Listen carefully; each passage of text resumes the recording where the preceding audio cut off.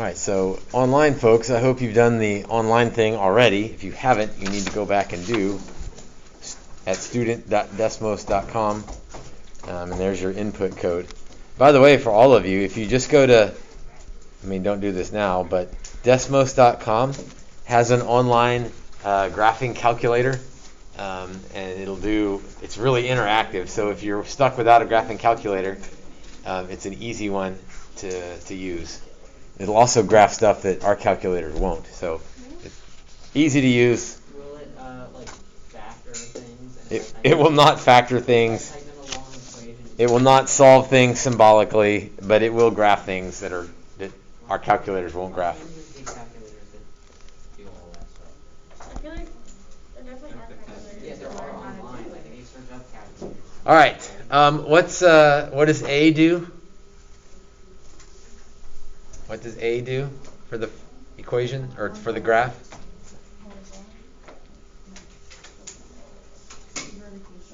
The vertical stretch.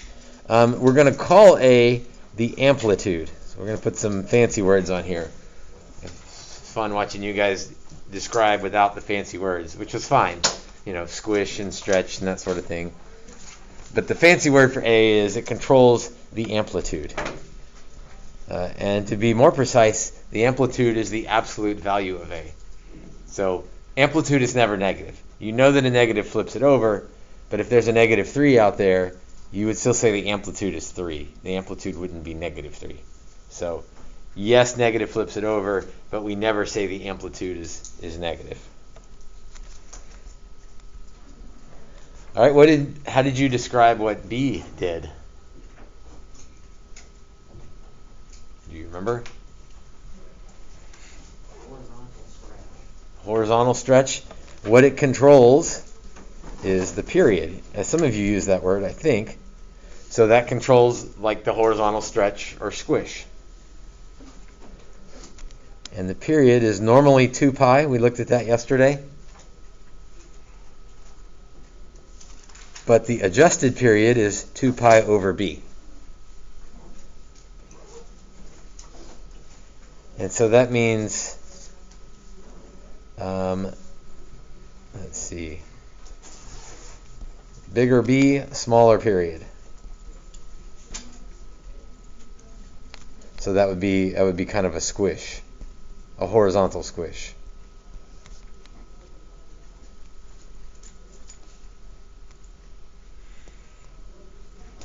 So the bigger B is, the more it squishes it. So that's maybe backwards. The bigger B is, the more it squishes it. If B is small, then that stretches it out.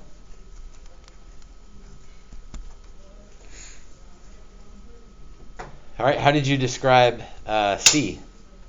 What did C do? There we go. The person's doing a hand motion dance back there. So that'd be a horizontal shift.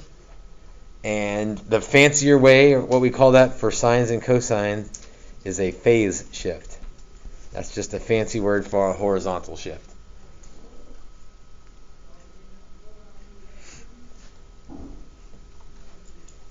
And like all the other parent functions, the x one is kind of backwards, right? If it's x plus 5, it moves it to the, would be left 5. X minus 5 would be right 5.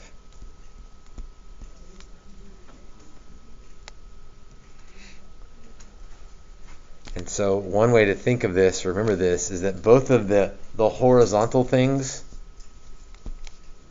are kind of backwards. Like the bigger B gets, the more squished it gets. And if you put a positive on there, it moves it to the left, but a negative moves it to the right. So the X stuff is kind of backwards. The Y stuff is sort of normal. Like the bigger A is, that stretches it out. That seems to make sense. D was one of the things we did yesterday. What did we call that? Up and down. A fancier term for up and down would be a vertical shift. But up and down is fine. That's what it does. You don't really need to know the fancy names. Well, I will ask for the period, so you would have to know that, and I will ask for amplitude. Now, how to graph? Because you're not going to have a slider on the test, or where you can just kind of slide things around and copy the graph down. We have to know how to graph them. And here's the trick to graphing them. Well, we're going to ask you for A, B, C, D, so you write those things out, and then you use them in reverse order. Okay, so you're going to use them D, C, B, A. So when it comes to graphing them, you probably write them down in order that you see them, A, B, C, D. And then when it comes to the graph, you sort of work backwards. And so here's how that'll work, and then we'll do one together. So for D, you'll use the vertical shift. Use the vertical shift to adjust the center line. We did that yesterday. Like if there's a +2 at the end, go up 2 and put a new center line. That's sort of your new middle spot for the whole graph. And like we did yesterday, I would draw the new center line with a dotted line. So that's not part of the graph, but it helps you with the graph. So D, shift up, draw the new center line, and then you've taken care of D. You don't have to worry about shifting up or down anymore. Then you use C, use the phase shift,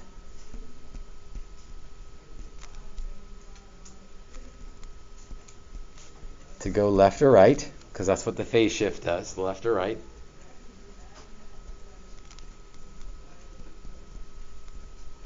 To locate your new origin, sort of your new starting point. Oh, careful starting point. If it's sine, it would start there. If it's cosine, it's just the new origin, because cosine starts at a maximum.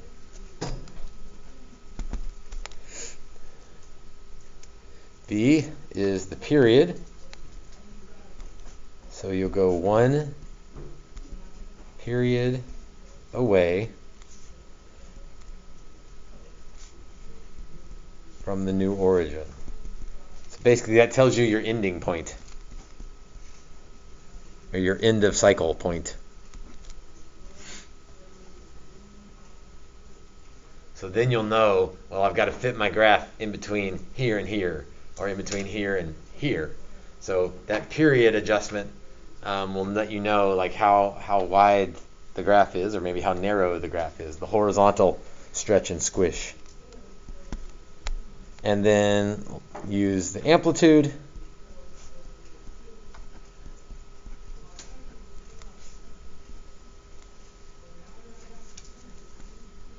to set the wave height, right? Like how high up does this thing go, or how squished is it?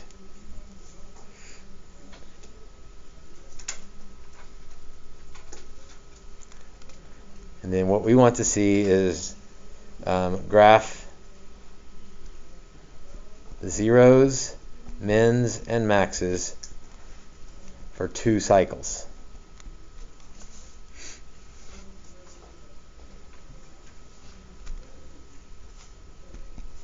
So normally that's 0, -1, and 1, but an amplitude would stretch that out. So I don't want to say the 0, the 1, and the -1, because it might be stretched out or squished. But you do notice that we don't have to worry about the 0.7s anymore. The 0.7s, again, were just to make sure we knew that it didn't look like a sawtooth wave. We wanted it to be curved. So once you get the zeros, mins, and maxes over 2 cycles, then you can nicely draw the picture in, and then you'll be good.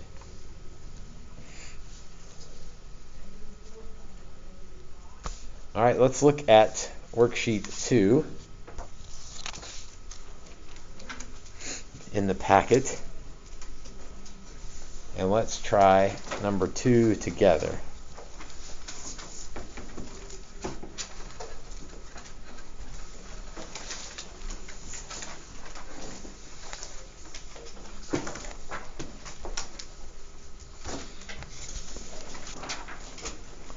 So worksheet 2 in the packet.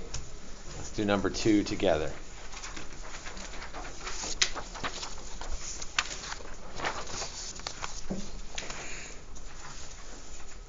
All right, you can see even on the first page, we ask these in the same, we ask the questions in the same order every time, and we ask the questions using A, B, C, D.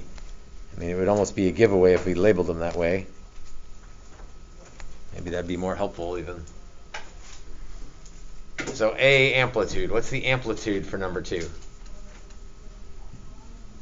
What's the number out front? 1. Good. There's not 1, but that means it's 1. There's not 1, but there is 1. It's 1. All right. What's B equal to? 1. Now be careful. That's not the period.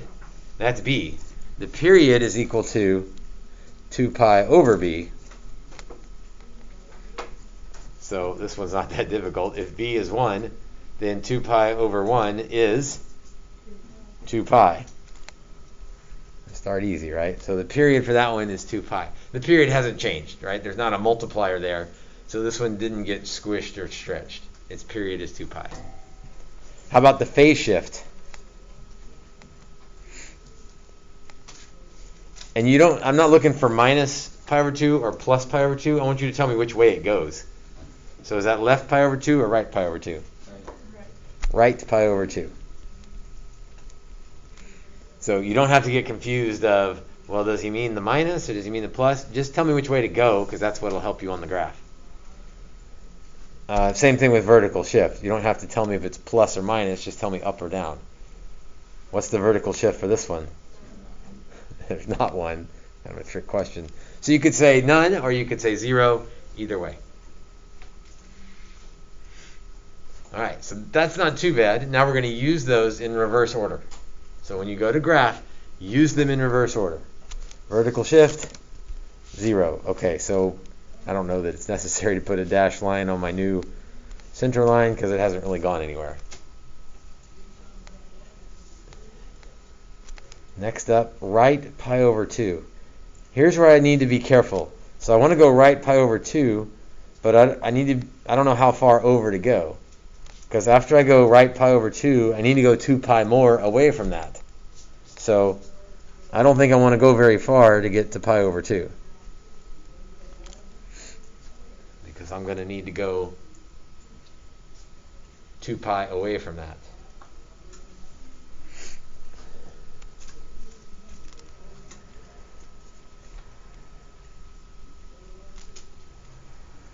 So pi over 2 is where I'll start. 2 pi is not where I'll end, but it's the width. That gets some people. They're like, oh, it ends at 2 pi. No, this isn't the starting and the ending. It's the starting and how wide it is. So that means this thing is going to end at pi over 2 plus 2 pi. So I need to go 2 pi away from pi over 2. Well, now we have to add fractions. So what's pi over 2 plus 2 pi? Let's see. Well, 2 pi would be 4 pi over 2.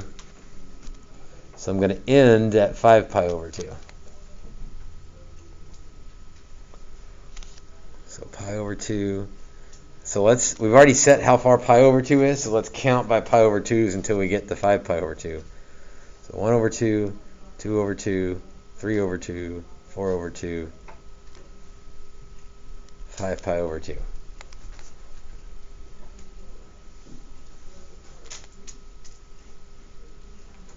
Because my period equals 2 pi. So I'm going to fit the whole cosine in between pi over 2 and 5 pi over 2.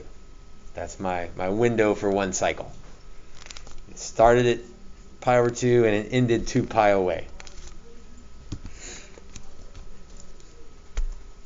All right, lastly, we'll use the amplitude. Again, I think I did this yesterday, but it's helpful sometimes, I think, to just remind yourself what cosine looks like before you start this graph. Should have done this at the beginning. How does cosine start? Does it start at a max, a 0, or a min? Starts at a max, which means it ends at a max. In the middle, it's at a min. So there's my one cycle of cosine without without any changes to it. Alright, so my new starting point's pi over 2, but I start at a max. How big is my max for this particular problem? 1, because that's my amplitude. So I'm going to start at 1. And then if you think back to the order we did yesterday, that means a period away I'll also be at 1.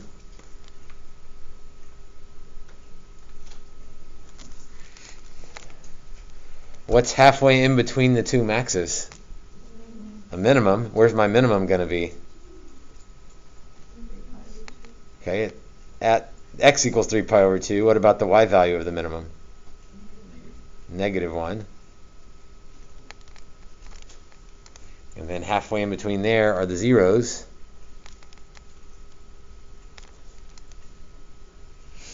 And then I can sketch in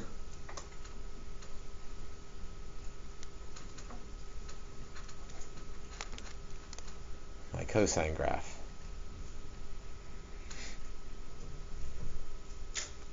Got my maxes, my mins, my zeros. Nice smooth curve in there. I do want to go 2 cycles. That's 1 cycle. And it's your choice if you want to extend it forward or backwards. You got a preference on this one? Good. I was hoping you'd say backwards. There's more room to go backwards. So every pi over 2 is a different spot.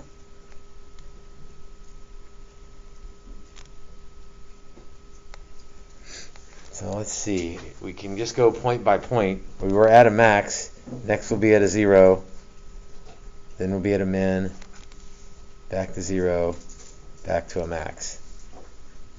So usually the second cycle isn't too bad.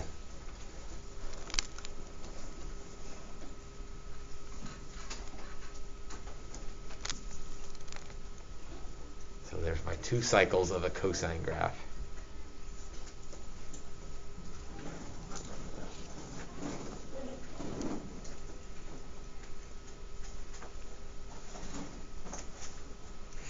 Let's try number 3. This will be it. If you guys are leaving, your assignment's going to be 6 and 9. This next worksheet 2 is going to take us a couple days, so you're not going to be swamped by it. So number 3, we'll do together. So what's the amplitude for number 3? 1. What's b equal to? 1/4, but that means the period is 2 pi over 1/4. Oh boy, fractions. Again, if you can't handle fractions, it's just going to be a rough semester. I don't know what else to tell you. What's 2 pi divided by 1/4?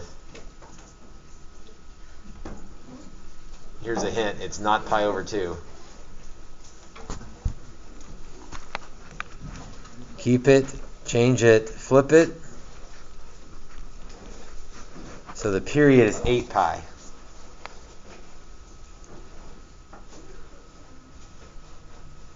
So yeah, this one's going to be stretched out. B was small, that stretched it out.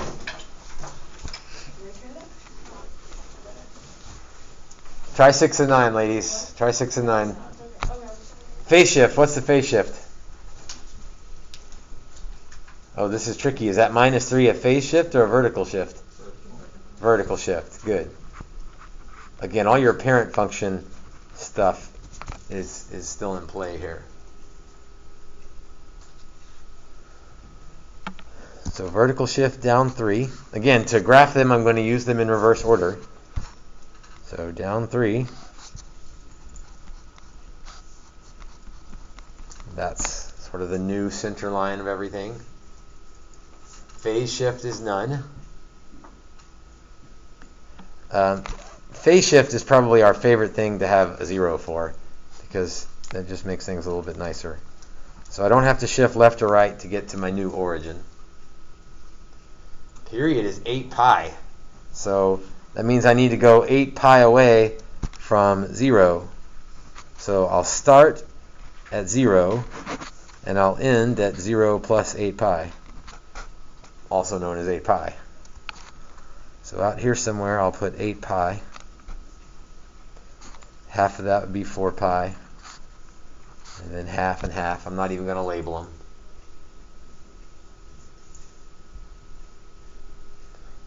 Forgot to do what I forgot to do on number 2.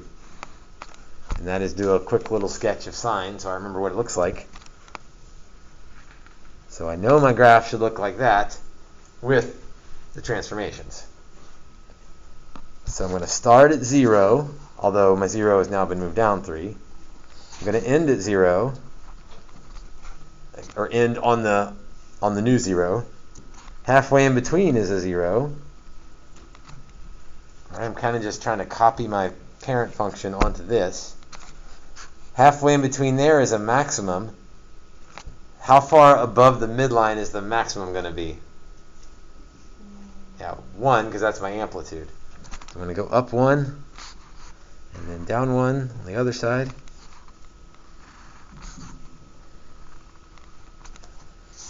And there's my first cycle of the sine wave.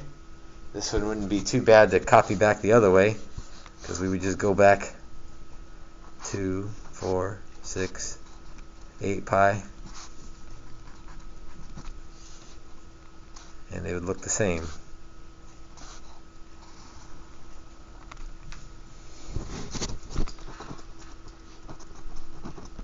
Alright, I want you to try 6 and 9. We'll do a few more together tomorrow. But please try 6 and 9. You're not even going to be able to try all of them because there's some tangents in there mixed in. But your job for homework, 2 problems. Try number 6, try number 9. And we'll see how you do and we'll go over them tomorrow.